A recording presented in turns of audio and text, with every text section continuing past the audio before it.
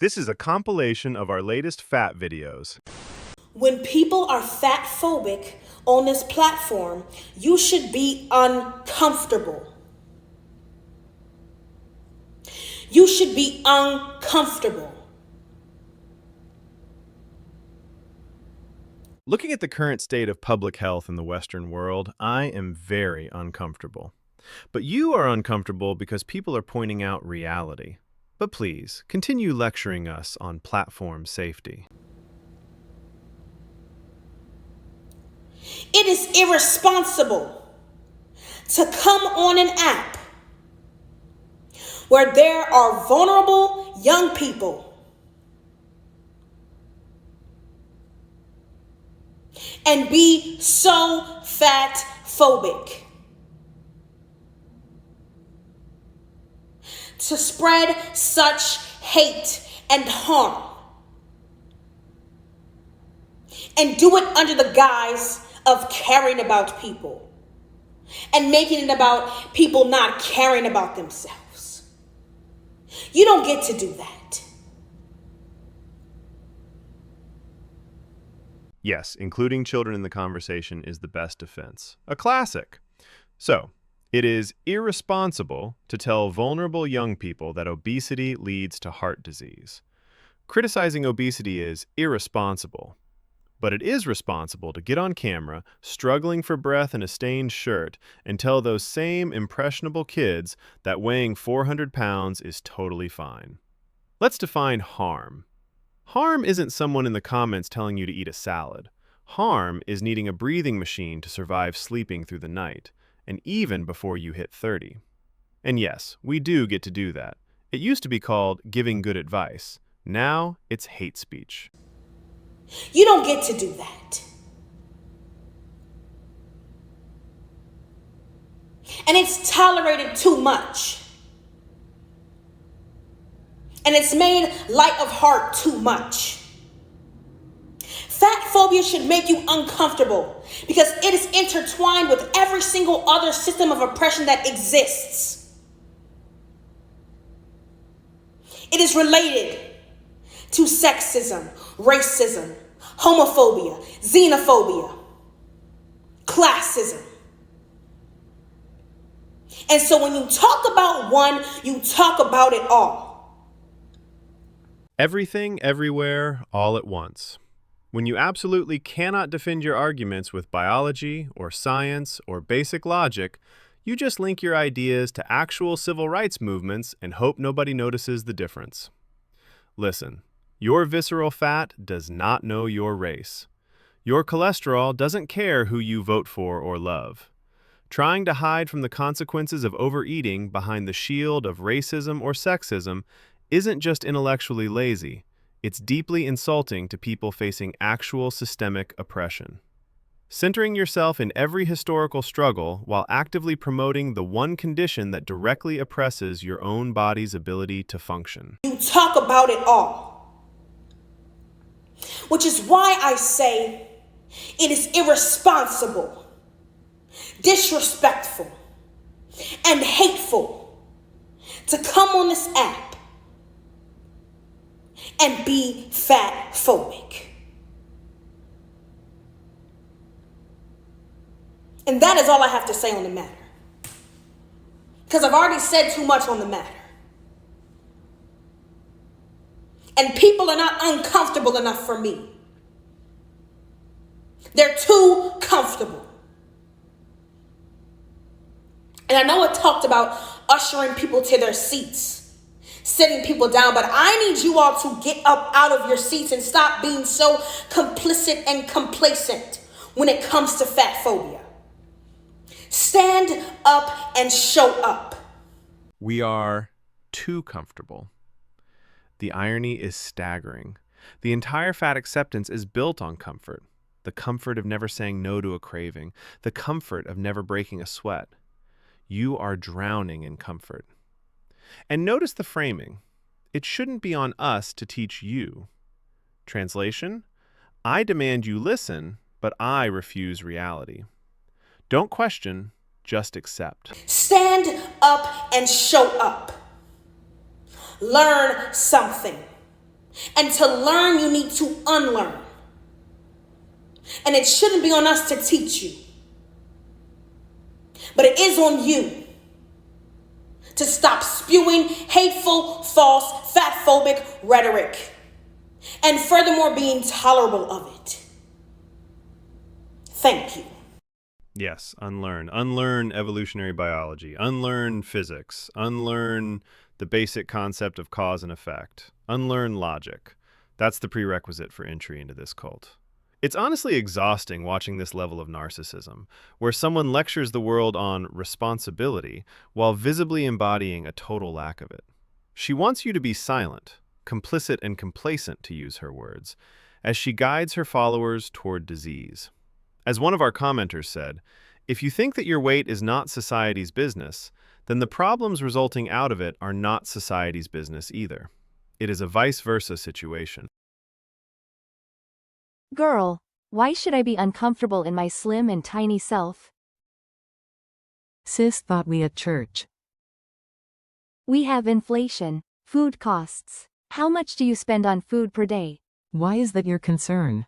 Because she mentions that fatphobia is linked to classism. The opposite is true, since to maintain being fat you need to be rich. This is what leg day looks like as someone who just started working out and has no idea what they're doing. The title says Gym Motivation for Plus-Size Fitness, but you admit you don't know what you're doing. Wouldn't it be better if fat folks simply watched normal gym motivation? What makes this special for plus-size individuals? Because you are fat? Is it the relatable lack of effort? Does your obesity makes this special? But I was told that body size does not promote anything. How come body size means a lot in this context? If body size supposedly doesn't define capability, why is body size the headline? Why is the plus size label necessary? So, first exercise, leg press. Foot placement aside, it's not deep enough. Also, bad pick for someone whose belly comes in the way of execution. Because of her current body composition, her range of motion is severely limited. Her midsection is physically stopping the weight before her muscles can reach a deep stretch. Half reps on machines aren't beginner-friendly, they're just inefficient. I do 5 sets of each machine. Don't ask me what they're called because I don't know. Let's call it the booty picker-upper, because I must have dropped my booty in my 20s somewhere. This one always makes me feel like I'm about to fart, and this one's dangerous to be on your phone while using. I accidentally sat on one of these things for 35 minutes and could barely walk back to my car. Now be careful not to use too much weight, because I did end up crying in pain on the floor holding my left butt cheek after this workout. Second exercise, same story, no depth. Also, don't lock your knees. And why isolations? Why no squat, no lunge, no deadlift? Why leg extensions? You need a caloric deficit and a barbell. I think your followers should watch someone who knows what they are doing and just focus on compounds. This is wrong because you're selling confusion. You're telling people that the gym is chaos. That matters because beginners copy what they see. 5 sets on every machine is just junk volume. By framing this as plus-size motivation while celebrating incompetence, you're suggesting that fat individuals need a different, lower standard of entry. They don't. They need the same things as everyone else: proper form, structured program, and progressive overload. So, lift weights with a plan, eat like your future health matters, and stop pretending confusion is cute. While I applaud the effort to start exercising, this humor is exactly why people spin their wheels in the gym. Trying isn't the same as training. Are you going to the gym to film a TikTok, or are you going to make a transformation? Our leg day is identical, and I still have no idea what I am doing, but I have dropped 20 pounds. CEO of saying what we all thinkin'. Next, we're checking in on a 75 soft update. And the logic here is even softer than the workout. Hey besties, it's me again with the gym routine that nobody asked for. Of course, I start with bicep curls. Of course. Because when you're obese, the most urgent muscle to prioritize is biceps. Then I'm going to do hammer curls on both sides. Biceps again. Comical waste of your limited energy and willpower. That's 10 reps. And then RDLs, same thing, 3 sets, 10 reps. We're just following a system here, okay? Same thing with these. The form of these is undefined. Could be triceps, could be lats, could be a cable machine being used on vibes alone. Undefined movement, undefined goal. These abs are absolutely killer, but same thing. I did 3 sets for 10 reps. Abs, yes. Let's focus on your six-pack.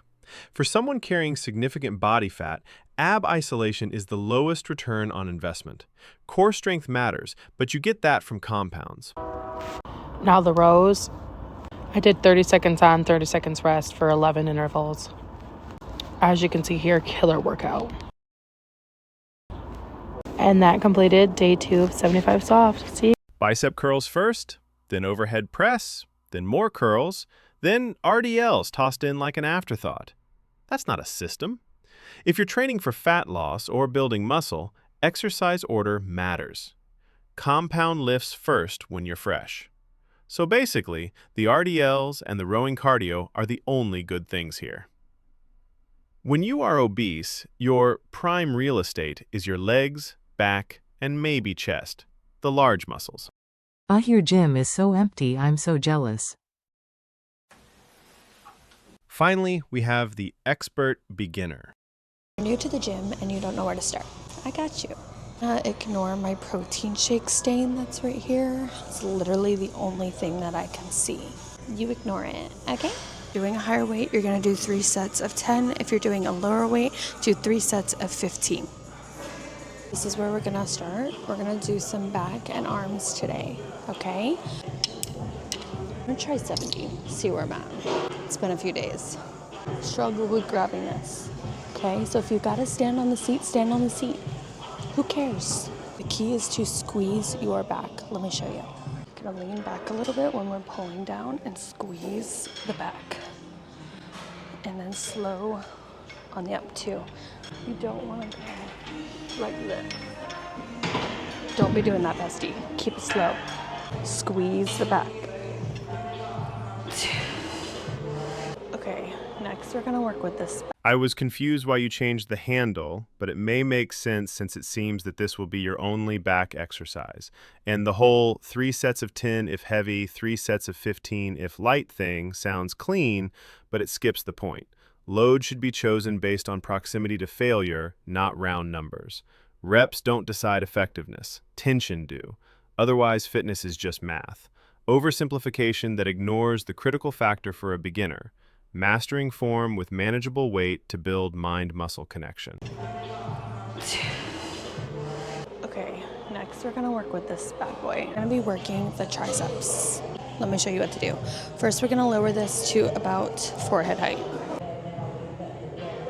Means bar at like eye length, eye level. The bar, you're gonna want your thumbs over the bar as well. So you're not gonna hold the bar like this, but you're gonna hold the bar like this. We're gonna go eye level, take a step back, bend your knees, you're gonna pull down. Then when you're at this position, you're gonna drop your shoulders back. And then when you're doing it, you're only going from your elbow down to your hand. Your shoulders are not moving. Keep your elbows in to your side. Next, we're gonna work on working your triceps. You're gonna wanna start out on a very small weight for this. I can only do 10 pounds. Your legs are gonna be shoulder width apart, and then you're going to bend your knees also slightly. Your dumbbells are gonna start right here. You're just gonna lift. Whoa, what is this? Didn't you say triceps? This doesn't even look as lateral raise, nor front one. This is some hybrid something. Yes, bending slightly and twisting your arm may give you more focus on side delts, but this is not it. 1, slow and controlled. 2, 10. Oh my goodness. Gonna work our triceps again. So I'm gonna grab a 25-pound weight. Let me show you what to do with it. Above our head, and then we're gonna bring our elbows in. We're gonna lift and lower.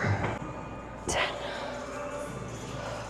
Also, in between your reps, make sure you are resting, okay? We're gonna rest for like 1 to 3 minutes. Give your body time to recover between each set so you don't injure yourself. Thanks for coming to my TED Talk. What we're gonna do first is grab it underhand. We're gonna work out the back, so shoulder width apart, push your butt back, bend your knees a little bit, pull in to right underneath your chest. Come on, you're barely bent. This turns the row into a traps and biceps shrug pull. How and why do you consider yourself adequate for coaching if basic hinge positioning isn't there? This isn't nitpicking. Back training requires a hinge. How can you teach the squeeze when you can't achieve it yourself? Push your butt back, bend your knees a little bit, pull in to right underneath your chest. 1, 2. All right, and then last but not least, I'm gonna do 45 minutes on incline on the treadmill. So I hope this helped you. If you're new to the gym, don't be nervous. Just go do it. 45-minute incline treadmill walk of shame. I'll just walk off the bad choices I made in the kitchen. In between your reps, make sure you're resting for like 1 to 3 minutes. In between your reps, make sure you are resting, okay? We're gonna rest for like 1 to 3 minutes. Not between your reps, between your sets. Terminology matters. And why back and arms? For someone new, that split is arbitrary at best and distracting at worst. Here's a question. What's the goal? Fat loss? Strength? Mental health? This is the most helpful starter tips I've seen. Literally gonna put these into practice my next workout. You can tell this is a 45-pound plate by looking at the number right here, and it says 45. If you're ever thirsty at the gym, try drinking some water. These are dumbbells, and this is a dumbbell rack. When you're done using the dumbbells, you put them back on the dumbbell rack. This magical stuff is called deodorant. You put it on before you go to the gym, just like so. If you're ever tired after a set, you can rest and you'll be less tired then. If a weight was super easy to do, you can simply increase the weight to make it more difficult. To add a weight to a barbell, go ahead and take your weight, align the hole with the sleeve of the barbell, and slide it on. And this is a squat rack. We know this because it is both a rack and you squat in it. To add an attachment to a cable, open up the clip and then add the attachment on. Here is how you count to 5 reps. 1, 2, 3, 4, 5. This might look like a joke, but seriously, this isn't actually useful for beginners. Especially the attachment add when it helps me. True. Unironically, it's a good starting point. I didn't know it's that level of beginner, bro. This is more like an intermediate guide. Can't you do an easier one so I can follow? If you want to enter the gym, go through the doors of the gym. What's a gym? Game? What's a game? Oh, a game. All right, repeat after me. I don't need to earn my food. My body needs it to survive. Okay? You got this. I love you. Got what? A future knee replacement at 40? Your body doesn't need the whole bag of chips. Bodies need appropriate amounts and appropriate quality of food. So in your case, it's the opposite. Your body needs absence of food to survive. You, currently carrying around 2 years' worth of stored survival energy, do not need that third helping of pasta to survive. And we don't build our lives around barely surviving. You can technically survive while doing a lot of things that actively make your life worse. Sheer gluttony as a heroic struggle against what exactly? Hunger? Repeat after me. My body doesn't need that much food to survive. Something tells me that your body would survive perfectly fine without a dozen donuts a day. It's like a billionaire saying he needs more money to survive. Should be below 578 today. Good news is, you came a long way. Bad news is, shorty, you went the wrong way. Second, we have a lot of blame to shift. Before breakfast. I don't fucking care what you say. You're gonna sit here and call me fat? Call me fat, baby! But don't sit here and try to pretend like you don't eat pizza, you don't eat fast food, you don't do any of that. The only reason you get away with it is because of your fast metabolism. Some people don't have the luxury of a fast metabolism. Yes, metabolism exists. Differences between people are real, but they're nowhere near big enough to explain massive differences in body weight. Also, plot twist, larger bodies actually burn more calories at rest. Maintaining more mass requires more energy. You actually have the faster metabolism in this scenario. You don't eat healthier than anybody else. I love it when people run to my comments and they're like, oh my God, you're so fat. You should try losing weight. The only reason I'm in this position is because I don't have your fast metabolism. If you had my metabolism and ate the way you do, you'd probably be bigger than me. Kayla Martin just posted a video about how she eats a Big Mac for breakfast, like all the time, every time she's hungover. If I ever came to the internet and ate a fucking Big Mac on camera, the amount of comments of fat shaming, don't get me wrong, I already get fat shamed on a daily basis, but the amount of more fat shaming I would get would be insanity. But because she's skinny and cute, it's okay. And the amount of bad shit you probably put in your body, your ex-boyfriend was probably worse than the food I ate for lunch. Thank you. Okay, even if we pretend for a second that your metabolism is slow, that's like a person with a $20 a day budget getting mad at someone with a $200 a day budget for spending more. If you know your budget is lower, why are you still shopping? It is your responsibility to eat adequately for the body you actually have, not the one you wish you had. Biology isn't fair. The thin person you mentioned can eat a Big Mac because, within the context of her overall diet and activity, there is room for it. You, having already exceeded your budget for the next fiscal year, do not. I love following you but just don't understand why you are always joking about your weight. Your mom works out at the gym and eats healthy. Did you ever try? It might help you in time. Thank goodness you don't have fast metabolism because that makes you hungrier faster. I'm always gonna be 100% honest with you guys. I thought this was a hippo. It's not. How dumb and stupid do you have to be to yell fat out the window while I'm waiting to cross the street? Come up with something more creative, motherfuckers. Like, seriously? Ah! I have nothing to say here, but had to share this with you since it made me laugh my ass off. Yell fat out the window. I vividly imagined it. Fat! But it's not okay, of course. Funny, but not okay. Fat! This made me laugh because it's so stupid. And they call us lazy? Fat! Always want to lose a little bit of weight. Always, no matter what your body looks like. Just want to lose like 5 pounds. We think that's the answer. Just want to lose like 5 pounds. Just want to lose like 5 pounds before lunch. So I can have more lunch.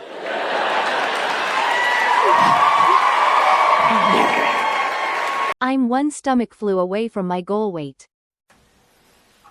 Next, we have the final boss of diets. I was talking to my husband last night about just the wild things that people say to you when you're in that diet culture, when you're in that diet like sphere. And one exchange that just lives in my brain rent free because of just how absurd it is was when I was in this diet where I was having a replacement shake in the morning, I was having dinner, and then I was having like one of the diet's like cereal bars after dinner. And so you can hear I'm barely eating, right? And on this particular day, with my cereal bar at the end of the day, I needed something a little bit more. So I grabbed a handful of grapes. And someone said to me, you need to be careful about how many grapes you're eating there, Hannah, because of the added sugar. They're fucking grapes. Like, it's wild how demonized fruit can be within certain diets because of this fucking added sugar. Bear in mind, the cereal bar I'm probably eating is probably really high in sugar, but that's part of the diet. That's allowed. So I'm getting judged and I'm getting fucking disciplined for eating grapes. Grapes of all things. Added sugar? By whom? The Grape Council? The Sun? It's fructose. It's fruit sugar. And of course it's okay. Since there is fiber, you can eat as much fruit as you want. You cannot overdo it. I suppose. Don't know about you particularly. The fact is that there are more than 30 grapes in 100 worth of calories. So your handful is how much? 20 calories? At most. Fruit is not demonized by serious nutrition science. Ever. If one random person said something like that, the correct conclusion is that person is wrong. Not the entire concept of dietary structure is broken. And no one got your size by eating grapes. Grapes are not the problem in your case. In anyone's case. They're fucking grapes. Like, it's wild how demonized fruit can be within certain diets because of this fucking added sugar. Bear in mind, the cereal bar I'm probably eating is probably really high in sugar, but that's part of the diet. That's allowed. So I'm getting judged and I'm getting fucking disciplined for eating grapes. Grapes of all things. And it's just, you just can't do anything right. You can't do anything right within diets. The demonization of foods, the judging, it was just the morality. It fucking sucks. And that will, every time that I eat grapes, I always remember that exchange. Because it's like, what? What, like, they're fucking grapes, man. Just insane. You're not a victim of fruit demonization. You're a victim of your own desire to find an excuse to quit. You remember that exchange every time you eat grapes because it's your favorite shield. It's the story you tell yourself to justify why you stopped trying. So let's not miss the leap of logic here. The narrative is, one person once said a thing about grapes years ago, therefore all dietary awareness is oppressive bullshit. Well, if I can't even eat a grape, I might as well just eat the whole pizza. Classic. Didn't realize they added sugar to grapes. So funny. Like they think someone's standing injecting grapes with a shot of sugar? To be fair, I would 100% eat that. Me too. Maybe they meant adding sugar to the diet for the day? Like the diet aimed to get you under certain level of sugar, and grapes are known as one of the most sugary fruits. When I saw the sweet, sugary cereal aisle, my cart just automatically turned. One of the main reasons. Snaky Chan, Snow White and the Seven Rolls, Beauty Ate the Beast, My Cholesterol Romance, Bigger Hero 6, Snackagwea, Fatatouille, Optimus Wide, Princess and the Hog, Kim Kardashian. And lastly, the I don't care defense. I'm going to give you 3 reasons why being fat should be a crime in 2026. Firstly, gluttony. Gluttony is one of the 7 deadly sins, and there may or may not be enough room for you in heaven. Why the sarcasm? Forget the religious sin aspect for a second. Gluttony is, at its core, selfishness. And, as one of our commenters perfectly framed it, overeating is a selfish waste of food. It is the overconsumption of resources far beyond what is required. In a world where we share healthcare systems, insurance pools, public spaces, and everything, being a drain on those resources because you refuse to manage your intake isn't liberating. Secondly, you will die at an early age with probably an unfulfilled life. Okay, maybe not this young. Modern medicine is incredible at keeping people alive. But what about the quality of life? Sure, you might make it to 60, but will you be living or will you be managed? Thirdly, it is a crime to let yourself go, especially when you have a partner at home that has to look at you.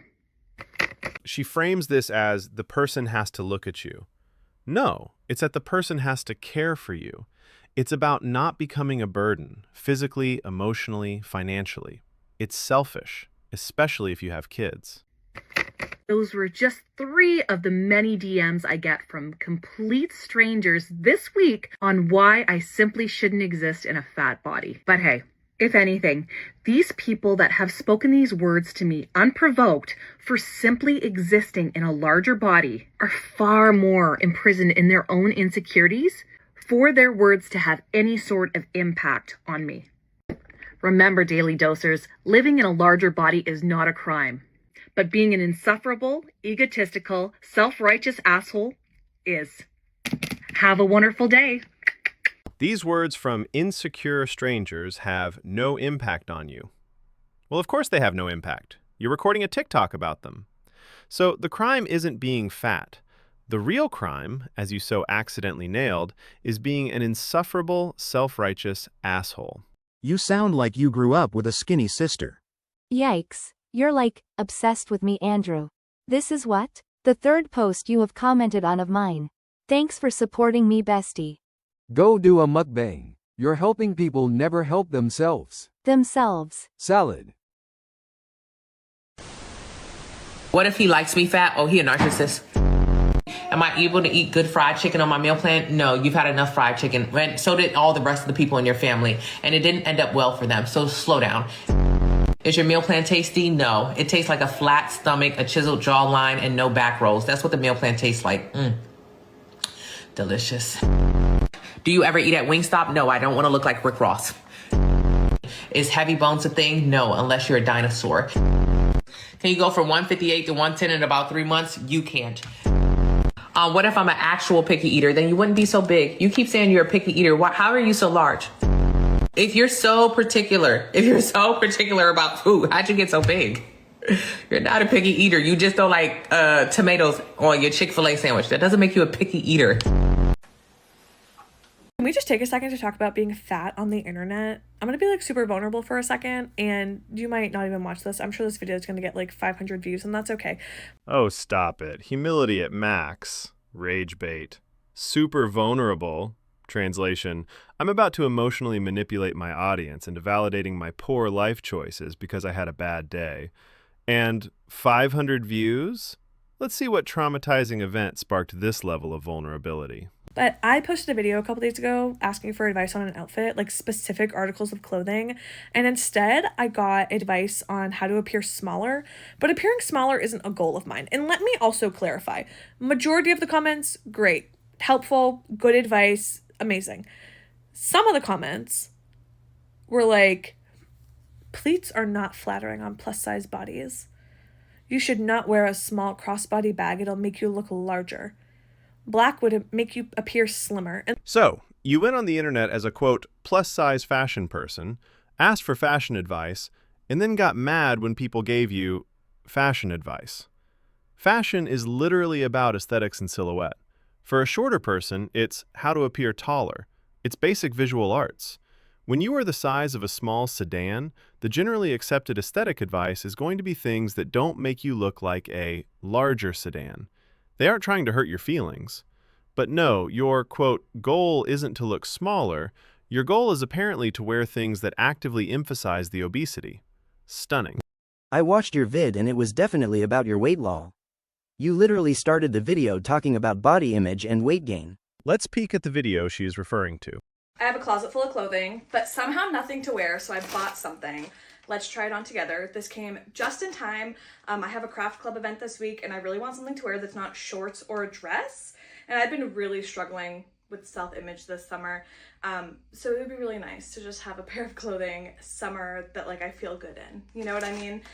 Self-image does not equal body image, and neither of them equate to asking for opinions on how to look smaller. I cited lack of weight gain and spent 10 seconds of a 2-minute video referencing self-image. The remainder of the video was about the skirt and top. Black would make you appear slimmer. And the craziest of them all, someone was like, multiple someones were like, you need a minimizer bra. I don't really want to talk about my tits on the internet, but you do. I don't need to minimize them. This is what they are. This is what they are. And neither of the outfits I was wearing were like boobie central. I mean, there's literally no reason to wear a minimizer bra unless I chose I wanted to wear one. And I get it. This is a part of posting online. People are always going to have opinions and they're always going to feel entitled to sharing those opinions. And that is for the most part fine. What do you mean people are going to feel entitled to share their opinions? You asked for their opinions. You absolutely do not have to accept them. Block, delete, turn off comments, whatever makes you enjoy your time on here. You asked for advice. People are going to give it like or not. Those opinions, and that is for the most part fine. Usually I don't care. Something about this week, it's really getting to me that every time I open the app, I have another comment from someone else telling me that they don't like my body. Every thought that you've had about a fat person, I promise you they've had about themselves. Even if this is true, it's also irrelevant. Having an insecurity doesn't grant veto power over other people's opinions. I really think it has to do with these people not being comfortable with their own vulnerability, so they feel the need to pick on others. I'm not sure they're even trying to pick on others. I think they sometimes genuinely think they're helping because in their head that's the advice they would want. It's truly brainwashing in a lot of cases. And I'm sure there's going to be people out there that are going to invalidate my feelings on this because, in their opinion, by posting publicly, you need to be willing to accept all of these comments. I just don't. I will acknowledge that these comments are, in fact, a part of posting on social media, but I don't think that we should normalize it, and I don't think that we should expect people to accept these comments with open arms, I suppose. I don't know. I just, I wish we could just stay on topic. The topic doesn't always have to switch to how to appear smaller when you're a plus-size person. The topic was whether or not I could pair a certain shirt with a skirt. And no, my body didn't have anything to do with it. And there it is, the gold medal mental gymnastics routine. My body didn't have anything to do with it. Your body is literally the entire point of your online existence. You brand yourself as a plus-size creator. You cannot separate the clothes from the hanger, especially when the hanger takes up 80% of the screen. You want the applause for being brave enough to wear a certain clothes, but you don't want the commentary that comes with it. You want to monetize your obesity in the public square, but demand a private experience where only praise is allowed. I post Tik Toks, but I demand only the feedback that validates my choices. I will never understand this era of adults trying to parent other adults and offer unsolicited advice.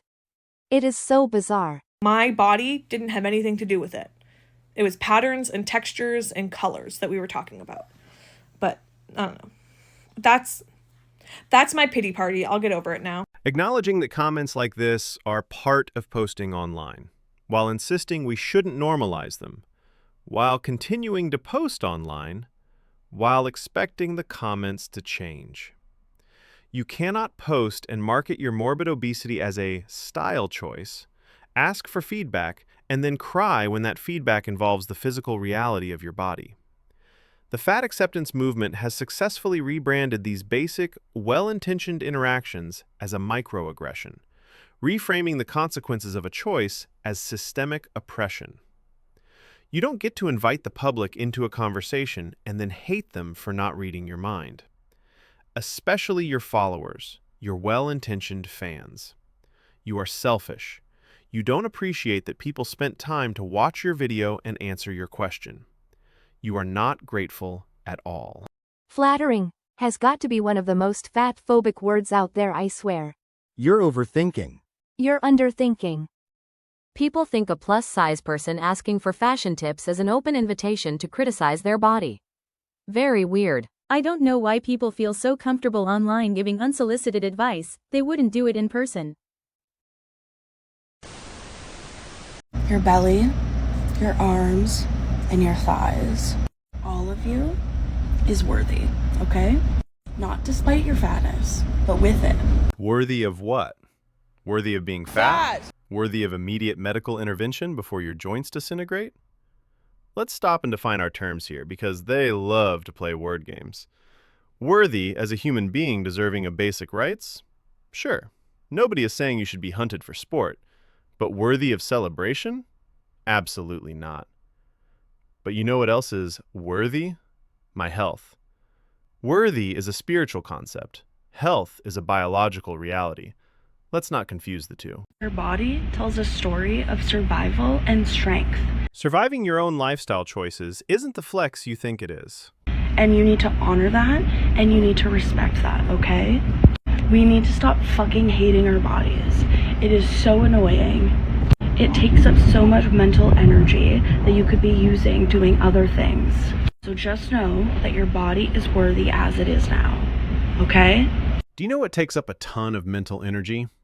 Denying physical reality. Managing type 2 diabetes. Your sleep apnea. You don't need to hate yourself to want better for yourself. So I'm a bigger woman, and this guy tells me, Oh, I'm not interested in talking to you because of your size. I was like, it's okay, honey. You obviously don't have the right tools for the job anyway, so I'll just go find somebody with better equipment that can handle it. Capable of lifting 35. Bigger woman? Bigger than what? You can see that this person is objectively unhealthy. Oh, hey, that was me. And actually in that picture, I was only 500 pounds. Oh, that's my bad. You're still morbidly obese. You're making light of your terrible health while fitting into shoes like this. You have so much to say about my ankles, but can your ankles do this?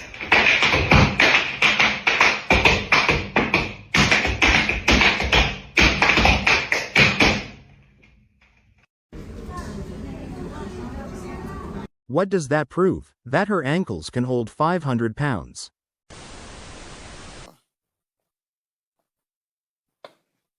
Oh, I need something to chase this with. You got some chips? Next, a masterclass in deflection. Being morbidly obese is a spiritual issue. It's unprocessed trauma. It's unworked. Okay, disrespectfully, what the fuck? Okay, he goes on to also say that fat people instead of turning to alcohol and drugs as their addiction method, they turn to food. Can we just be very clear here? Not every fat person is addicted to food. Okay, sure. And not every person at the casino is a gambler. You are laughing because if you admit that shoving 5,000 calories down your throat is a response to trauma or an addiction, then you have to admit it's a problem. And if it's a problem, you have to fix it. To maintain a weight of 400 pounds, you need to consume more than 4,000 calories a day. Do you know how much food that is? That is the equivalent of 15 cheeseburgers every single day. That's dedication. If you have a normal job and a hobby, you wouldn't have time to maintain this. So if you are eating 15 cheeseburgers worth of food daily and you don't think you have an underlying issue, then what do you call it? A talent? A career path? If you see someone drinking 15 beers a day, you call an intervention. So God forbid we suggest that maybe, just maybe, eating yourself into a mobility aid isn't the sign of a perfectly balanced psyche. Okay. And also, what? A spiritual issue? I think everybody needs to redirect their focus. Why do we hate fat people so much? Why are we so obsessed with trying to figure out why people are fat? Like, get a hobby. Have you ever hot glued things to other things? Try that. Brilliant rhetorical pivot.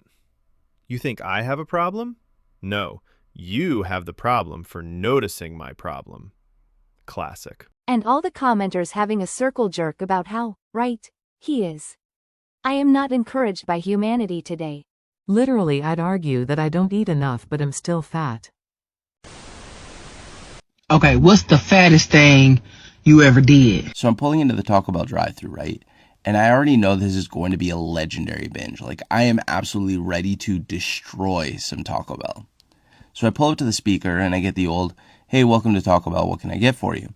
I say, "Just give me 1 second, please." And then I proceed to make a fake phone call to my buddy. "Hey, man, how's it going? Yo, how many people are supposed to be at the party today?" Okay, got you. All right, I'm just picking up some tacos. I'll be over in a bit. "Hey, man, I'm ready to order now." "Yeah, can I get 2 party packs, please?" "Perfect, thank you." I pull up to the window, of course, worried that he's judging me because I'm alone in a car and ordering 2 party packs. But I did the fake phone call. I outsmarted him, right? So he knows that I'm going to a party. Little does he know that I went home and ate every single one of those tacos alone. And I don't even know why. I probably wasn't hungry anymore after like the 3rd or maybe 4th taco, but I ate them all anyway. As someone who worked in food industry, trust me, brother, we really wasn't thinking about that. Just counting down the minutes until our shift was over. No, for real. Or we just assume they're going to a party or hangout. Party of one is still a party. How many times a week do you think I work out if I do work out? Or you can say you don't think I work out at all. I don't think you. Great. I don't think you work. I have a personal trainer. I think you work. I have a personal trainer trainer. I go to the gym 5 times a week. I can bench and lift and do all the fun things up to 200, 220 Just pounds. curious, when did you start? Like, when did you I've been working out my whole life. And sometimes I do it to lose weight. Sometimes I do it just to be strong. I have 6 godchildren, and they don't care how I look. They just care if I can keep up with them. They quite love my stomach. They think it's fun. They think it's the cutest thing. My little goddaughter looks at me and you just immediately assume they don't work out, when in reality, I could probably run past these 3 ladies on a track right now. I can Hell no, man. What the fuck, man? Get your ass on, boy. Don't be suspicious. Don't be suspicious. Don't be suspicious. Everybody that doesn't work out always say they work out 5 times a week. What's the point of lying so hard? I'm her trainer, she isn't lying law. Worst trainer ever if that's a physique with working out 5x a week. I am all for looking whatever way, but 5x a week, no. I'm very good at what I do. She had great mobility. Her range of motion and depth on movements are great. She 100% needs to lock in better on her eating habits, but she's working on it. I'm very proud of her for progress from where she started from until now. I am sorry she doesn't look up to your standard yet. Her name is @HaleyHermsOfficial. Keep watching, eventually she will. Lately, I've seen so many women basically calling out men who say they like bigger women as like fakers or liars because they don't have that same energy offline, but they'll come online and talk about how they like chubby women for the clout or whatever. I must posit that, you know, for the clout is possible. I'm sure it's a perk. I'm sure they like that women are like throwing themselves at them for saying this one thing. However, I actually think a lot of them think they mean it. But their definition of fat or chubby is just fundamentally way different than a woman and does not include like a lot of us, right? So it's obviously, sometimes it's like, oh, they have the curves in the right places. They have big hips. They have a small waist. They have like no double chin, like blah, blah, blah. Sometimes it's just that. Sometimes it's that their definition of chubby is literally like a Victoria's Secret model with like the uterus pouch. Like that's chubby to them because they're so used to being catered to by like media that shows them the pinnacle standard of beauty type woman in porn, in movies, whatever it is, that like anything outside of that to them makes them think they're like actually really cool and progressive for liking chubby women. So it's no longer enough for society to accept your lifestyle choices. Now, men are being yelled at for not being progressive enough in their dating preferences. You are literally gatekeeping the word chubby. So, like, they might like, oh, they like this woman who's a size 6 with a little bit of stomach fat. They're not gonna like me at a size 16 shape round. Like, that's not the vibe, right? They're certainly not going to like somebody who's even bigger than that, or somebody who doesn't carry their weight in whatever way that they are taught to like. They just think that it's like the variety of them is like a tiny little tweak to us human women who see a large variety of body types in our friends, loved ones, and feeds. Human women? The lizard women men actually want. She's basically mad that men are attracted to human shapes instead of geometric shapes. Round is a shape for a bowling ball, not a biological preference for a species that evolved to value mobility and health. And feeds. Obviously, again, this is not all men. This is not all men who post on the internet about liking bigger women. But, like, you guys, most of the ones who say chubby, if they say chubby, they mean uterine pouch on an otherwise thin woman. I swear to fucking God. They mean less visible muscle definition than a professional athlete who's like a runner, like not even, you know, a weightlifter or something where someone's a little bit more like hefty, but like, you know what I mean? They mean one step up from Barbie doll. That is what they mean. So if they're saying chubby or curvy, they probably don't mean you. They don't mean me. Like for sure they don't mean me. And so many of them will run to make this distinction like, well, we don't mean obese. Like, yeah, I know. I can tell from living in the world. So yeah, but men, stop giving yourself brownie points for like liking 1% more body fat than other men you think like. you're not, first of all, you're not special because a lot of you are in this camp. And two, you just like another variety of straight size woman who's like barely different at all. And it's giving, I don't even see women that are actually outside the standard of beauty because I don't even think they're on the menu. So you're not cool and progressive for your chubby preference. She's shaming men for not being attracted to her, and then shaming them if they are attracted to women slightly larger than a runway model because they aren't going far enough. Your acceptance isn't acceptable unless it's total, unquestioning celebration of every single pound. Translation: men like women they find attractive. Shocking revelation. It's valid. Women say they like a dad bod like Henry Cavill or Hugh Jackman. I'm okay with a little chub. Look at Ariana Grande, for example. Thin people, I'm going to try not to cry when I say this to you. Yeah. Thin people. Thin people. When you're buying seats for your home, I want you to think of the fattest person you've ever seen. Thank you. I want you to think of the fattest, biggest, chunkiest motherfucker you've ever encountered. And I want you to think, if I had them over, would they enjoy this seat?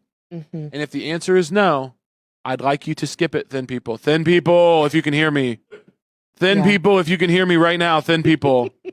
But they can. Thin you people. have a lot of thin fans, I feel. I do, and it's concerning because they are small. And thin people, your seats aren't working. No. And I'm not changing. No. I'm not going to lose weight to come over. No. You need to get different chairs. And I'm going to tell you something right now. Your little mid-century fucking furniture that you purchased, it's a hazard to me. I will break your beautiful things. Mid-mod? It doesn't mid-mod. More like, good God. I got to get the fuck out of here. I'm not changing, said in the same sentence as demanding others change to serve your needs, in their own home. Wild. Being morbidly obese is a spiritual issue. It's unprocessed trauma. It's unworked wounds. People don't become hundreds of pounds overweight just because. They have something happen to them, a belief, an experience, a trauma, and instead of turning to drugs or alcohol or sex, they turn to food. So telling those people, just lose the weight, do the work. It's so much more than physical for them. They are spiritually fat. They have to trim the fat away from their spirit and do the deep work before the physical work can even seem possible. And I'm empathetic to that. I know how hard it is. So if you're watching this and you're one of those people, you can do it. You can do the hard work. And I'm not talking about the gym and the diet. You got this. I love you. It will not be easy, but it is simple. Don't overcomplicate it. I'm Rhiannon, a personal trainer at JD Gyms in Wolverhampton, and I have autism and ADHD, and I specialise in helping anxious, nervous, neurodivergent people to get started on their own health and fitness journey. I believe that health and fitness is about finding strength in who you are, and I'm training for my first ever strongwoman competition in February and my second in May. I'm so excited to be able to help people because I know how hard it is to walk into a gym for the first time, and I help people who feel excluded from traditional fitness environments. So give me a follow if this is you. I'm Modern Thinking, a person who believes in reality at the gym. And I specialize in helping people stop making excuses so they can actually lift weights and see results. I believe fitness is about finding the discipline to change who you are, not just accepting a version of yourself that can't climb a flight of stairs without a safe space talk. Jokes aside, I was triggered by the strongwoman thing. She says she's training for a strongwoman competition. That's a classic move in the body positivity playbook. If you call yourself an athlete, you don't have to talk about weight loss. But let's look at the bar. 7.5 kilograms per side on a military press? That's 30 kilograms and rowing 50. If your body weight is 5 times what you're pressing, you aren't bulking for power. You're just overeating under the guise of functional strength. Don't know if she is intentionally obese for her clients, but it's a valid question. In the world of body neutrality, being fit is almost seen as exclusionary. By staying obese, she signals to her clients that they never have to face the discomfort of a calorie deficit. And her figure attracts them. But it's the blind leading the blind. True fitness isn't about feeling included. It's rare to see a trainer actually prioritize nervous system regulation alongside physical lifting. The fitness world definitely needs more of this accessibility. Cheering you on for the strongwoman comp. Amazing girl. I see some comments about you using your ADHD etc. for attention. That's not how I see it. I personally feel that it helps you connect more with the clients you want to work with. You literally have an insight into how neurodivergent people think, and that means you can help them achieve better results. Keep being you. Let's get right to it. Today, I am trying to do a plank for an entire minute. This is something I have never been able to do in my entire life. I think the most I've ever been able to get is about 30 seconds. So how did I do today? Well, first there was some heavy breathing, then some grunting, and then some more heavy breathing, and then I fell short. I made it about 37 seconds, but I was not going to let this define my gym experience. So I was doing my final set of 125 and overhead press, and I was feeling really freaking good, really freaking strong. And I said, you know what? Maybe I don't have a plank, but maybe I have a PR.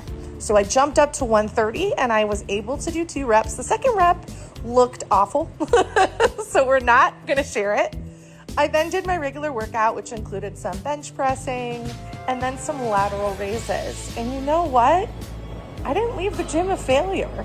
I left the gym with even more drive to try again and maybe next time succeed. So we've gone from failing a 60-second plank with low back stress and no core involvement to ego lifting 130 pounds with form that would make a chiropractor's eyes water. When you are carrying that much visceral fat, your lumbar spine is already under massive structural stress. But watching that back curve into a literal C shape during a press is a one-way ticket to a herniated disc. She says she didn't leave the gym a failure. But if you're sacrificing your spine because you're too strong to focus on weight loss, you aren't winning. According to the Journal of Biomechanics, excessive lumbar extension under heavy load is the leading cause of spondylolysis in lifters. In the world of fat liberation, they'll call this empowerment. But in the real world of building muscle and exercising, we call this an inevitable injury. You're back during those lifts. OMG. Please be careful. Don't worry, it looks scary, but it's proper form. If you live a life where you are what we call straight size, which means you can go to any store in the mall and you can buy yourself a pair of pants, not disabled, and you don't struggle with mental health, and you don't struggle with eating disorders or exercise disorders, or you're not an aging individual. If you are living a very privileged life, you might not understand why there is such a great need for spaces like this. So let me get this straight. If you prioritize fitness and discipline, you aren't healthy, you're just privileged. Apparently, being straight-sized and able to buy pants is just a lucky break, not the direct result of discipline. This is the ultimate peak of fat acceptance rhetoric, reclassifying the rewards of hard work as privilege so that you never have to address the lack of weight loss progress. She's advocating for plus-size-only gyms. Creating separate gyms doesn't solve the struggle. It just ensures that people who need to lift weights and change their lives stay trapped in a space where nobody is allowed to tell them that exercising is supposed to be about transformation. It's crazy that when you start listing out the number of people who are not normal, you realize the majority of people aren't normal and the normal people are the minority. It's your plus size gym bestie here. Let's hit upper body using dumbbells only. Shorts are from TSL and the sweater is from Nike. Starting off with shoulder presses. You can do these seated or standing. We are doing 3 sets of 10 reps. Try and keep your core tight while you're doing this and focus on pushing up with your shoulders. Then we are moving on to bicep curls. You can do these singles or together. I did 10 reps for 3 sets. Increase your weight if you can on each round. Then we are moving on to chest press. Again, try and keep your core engaged. It really helps with your mind and muscle movements. And we are pushing up with those dumbbells, 3 sets of 10. Then we are doing bent over rows. I am using the bench here, but you could use a chair or something else, and you're using your arm and squeezing your lat as you go back. I typically feel this in my back and in my oblique as well. And then we also did some overhead press using a dumbbell as well. This is tricep focus. These are a little bit more difficult for me, but I still did my 10 reps for 3 sets. And then I finished off with some abs.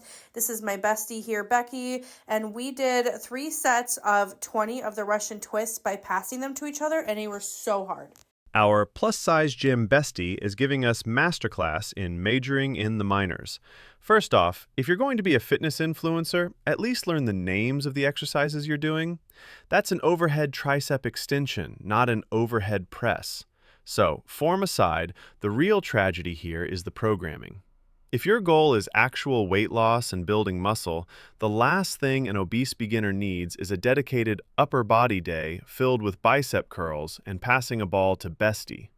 When you are carrying that much extra body fat, you need the metabolic demand of big, compound, full body movements. Think squats, deadlifts, and heavy rows, not junk volume isolation moves. Compound movements elicit a significantly higher hormonal and metabolic response. You don't even need a body part split. You need a total body reality check. Hi girlie, thanks so much for this post. I've been struggling to find women who look like me to copy their movements in the gym. Just because someone is big does not mean they are new to movement, you silly little sausage. And why do you think that? Well, it's because it's really hard to not internalize fat phobia. Why do you think I can do this shape or this or this? It's not because I'm exceptional or one of the few gifted chubby legends. It's because I kept showing up and doing them over and over and over again. Even when teachers and the yoga community made me feel like shit. And I would argue it's harder to keep showing up when everyone around you looks different. And people in the community are often judgmental knobs, but I'm a stubborn little shit and now it's my job, so I have even more time to wiggle and do these shapes. But the reason we don't see more bigger students and teachers isn't because they can't do it, it's because we make the space an unhospitable environment for them to be in. So teachers, be nice and learn to support different types of students. Students, go and find teachers that are good eggs and heavily feedback about the knobheads. If you've been showing up over and over again and your body composition hasn't changed, you aren't a stubborn little shit. You're just someone who refuses to address their diet while calling it a career. She blames fatphobia and judgmental knobs for why we don't see more bigger teachers, but maybe the yoga community is just tired of seeing people monetize a total lack of physical progress. Fact check. Research in the Journal of Physical Therapy Science shows that obesity significantly alters biomechanics and joint loading, meaning those shapes are putting massive unnecessary stress on your connective tissue. If you really wanted to support your students, you'd teach them that exercising is for transformation, not just wiggling to stay exactly where you are. That's not very yogi of them. You rock, sunshine. A few years ago I went to a yoga class with a new teacher. He asked, "Are you new to yoga?" And I said, "Oh no, I do it all the time." And he said, "It's okay. It will be beginner friendly." He literally couldn't even hear listen to my response because he was already so sure there was just no way. Made me feel awful and angry. It was my birthday to boot. Thank you for watching. If you want more like this, check out the full playlist. Please like or hype the video and tell me your take. You can even further support this channel by becoming a member. Thank you, and see you in the next one.